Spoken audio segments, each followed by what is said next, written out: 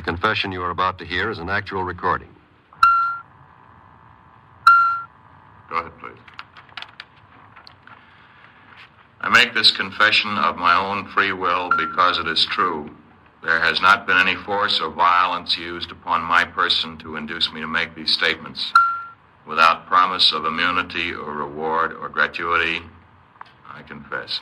You understand, of course, that your confession will be made public through the radio program Confession? I do.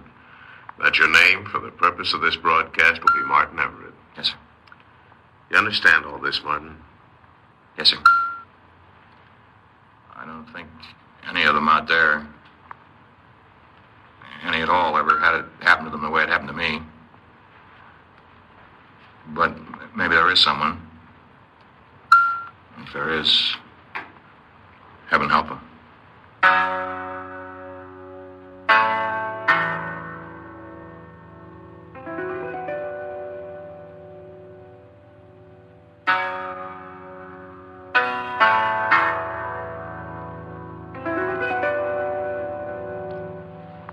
You are listening to Confession. The case history of the young man referred to as Martin Everett is a matter of documented record. You will hear the story of his crime experience as told in his own words.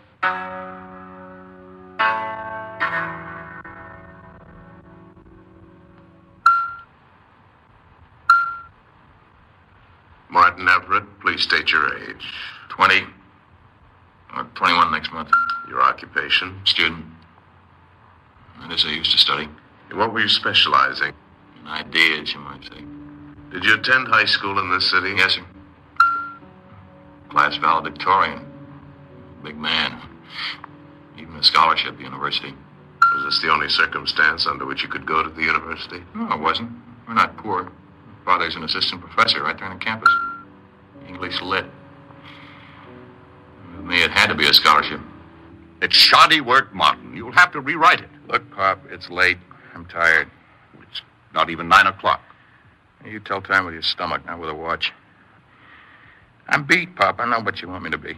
You were when you won the scholarship. I want a glass of milk. Why won't you learn? I'm sick of learning. It's not for me. It's never been for me. It's for you. What do you want, a genius in the family? I can't live success for you. I want to be free to be an ordinary guy, just once, free from these stinking books. I'm not a scholar. I'm not great. You have talent, Martin. Brilliance, even. I got nothing. You'll not speak to me like that. I'm sorry.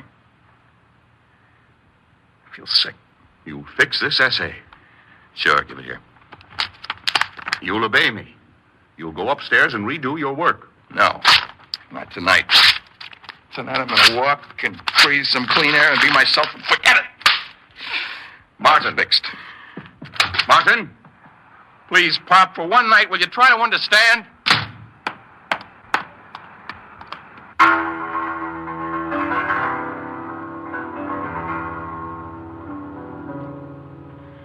I should have stayed home that night, but I guess the crazy way things started to happen, no matter where I went or what I did, it wouldn't have made any difference. I kept walking over to a crummy part of town.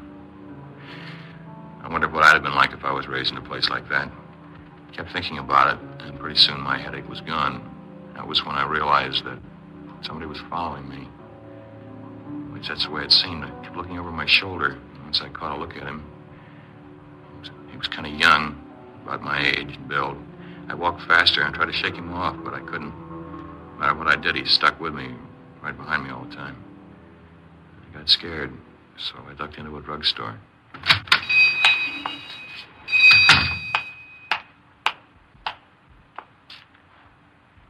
Druggist is in the back. I just want a drink. Root beer.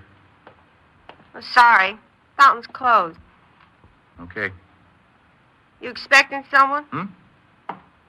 Oh, no. No.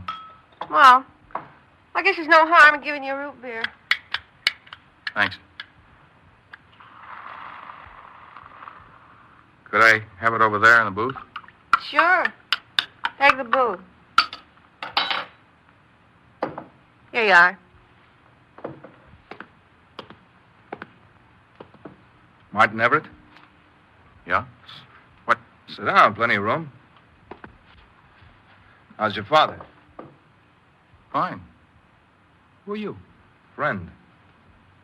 You were following me out there. Now, easy, kid, easy. My name's Wally. I'm interested in you. How do you know me?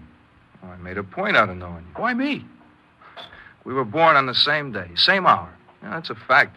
I had to look up the records once, and I saw your name. I got curious about you. You know, you could have been me, and I could have been you.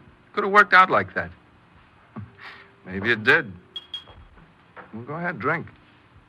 Thanks. Now, you live real good, don't you? I live around here, the other side of the tracks. Only around here, there aren't even any tracks. That's how tough things are. But I wouldn't have your father on a bet. He's all right. Sure, everything's just fine. How much money you got in your pocket? Look, what do you want from me? Help. You help me, I help you. We get money. Look, I need a partner. And who do I think of? Brother Martin. In a way, we're brothers. You happy? No. I am. You buy the things you want? Nobody buys the things they want. That's me. Nobody. You're somebody. A great big ball of hate waiting to be pitched in somebody's teeth. You dope, you're not even free. You want to do a million things and you can't. You're afraid. So? Well, I'm not afraid. That's why I got dough. Me, personally, I get a personal bankroll. That's the best kind. Only now I need help. Doing what? When you need help, we'll get together. Like I told you, I'm usually around. Now, you better finish that root beer. I gotta close up. Hmm? Oh, yeah, sure. Look, you don't happen to know that guy, do you? What guy? Well, the one that was here. Well, 3 or 4 people have been here since you came in. Yeah, I guess. Well, thanks for the drink. Well, it doesn't cost 35 cents, you know. Oh, that's all right. Did you keep it? Well, thanks. That's worth one on the house if you come back. Maybe I'll do that. Night. Good night.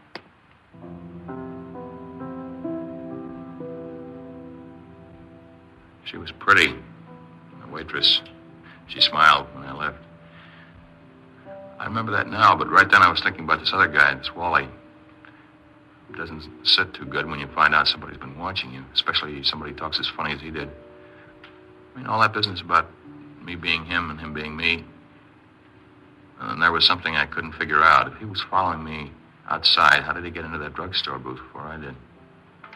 I didn't meet him again until one night I was studying and my father came home. Martin? In here, Pop. Ugly night out. Too much rain for this season. Studying, Martin?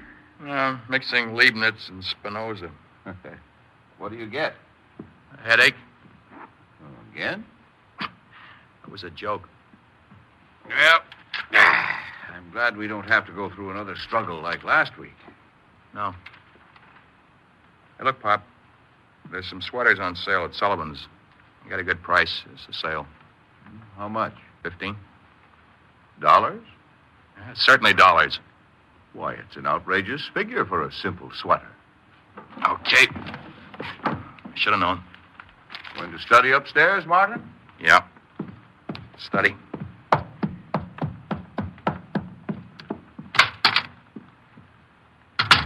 Hi. Wally, how did you... What? The window. Climb the trellis. Don't worry about the bedspread. My shoes are clean. Well, it's raining. I couldn't help hearing the little discussion just now. Look, you get out of here. Nobody invited you to this house. Oh, I thought we were friends. Yeah, you thought. Well, now do I call the police? Not unless you don't want that sweater.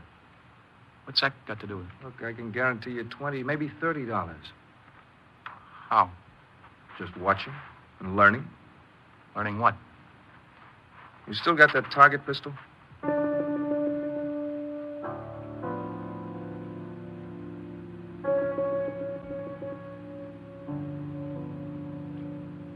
Didn't bother me too much.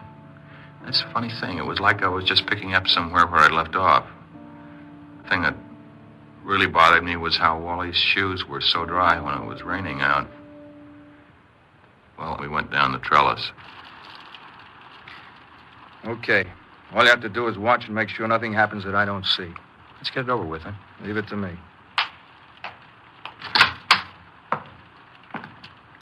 Well, can I help you, son? Bottle of bourbon. Well, I'm afraid you're a little too young for that. Am I old enough for this? Look now, look, son. You don't mean anything to me, get it? Not a thing. A bullet can burn your stomach, I'll feel no pain. And give me the money in that register. Just the bills.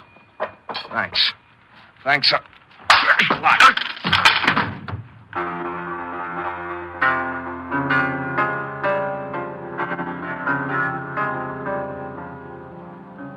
I ran when it was over. Must have been awful panicky because I don't even remember Wally.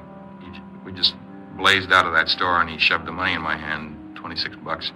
And you wouldn't think this, but that night I slept real sound, like I was dead or something.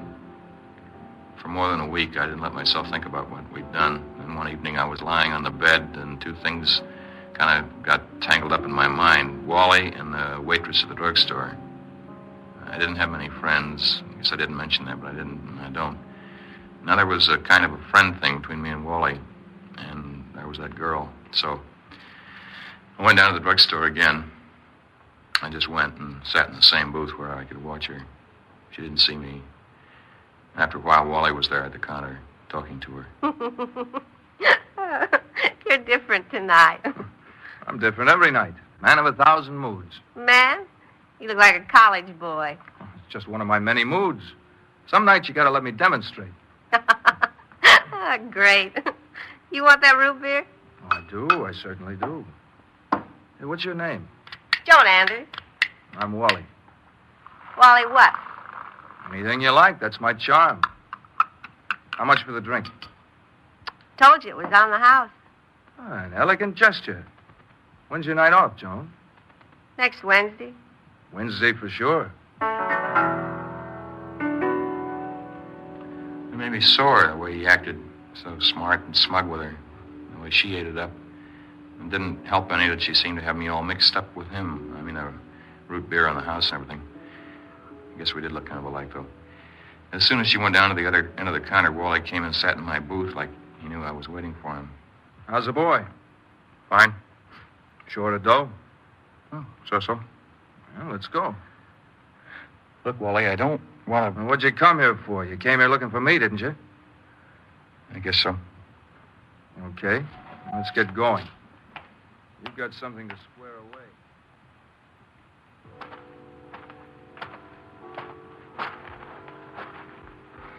You know where you are? You kidding? Sure I know. This is the university. This building right here? It's Beaton Hall. Girls' dormitory. Yeah. The rich ones live here. Those Wrigley ones with the football players on the string and 10 trunks full of clothes. And jewelry. That's a fire escape, Marty, and an open window up there. Wally, this is my territory. I can get into trouble here. Sure, it's your territory. What do you think we're here for? Those dames ever give you a tumble? You owe them something? No? What are you waiting for?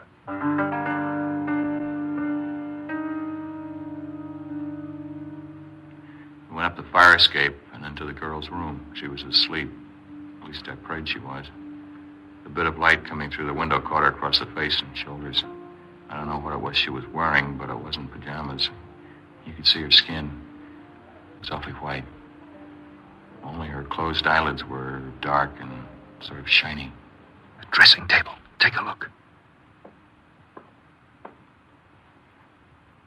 Nothing.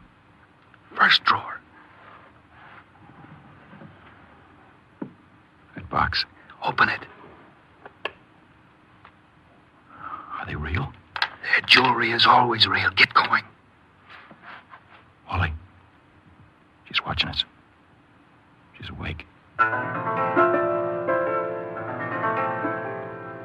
girl just sat there in bed, stiff and trembling, even more scared than I was. I got out. Fast. Couldn't stand the look on Wally's face, or the girl's. It was Wally's idea, not mine. Not Martin Everett. So I made a dash for the fire escape, and I got down somehow. I listened. She didn't scream or anything. I thought that was strange, but the main thing was getting away from there. Soon I was sneaking across my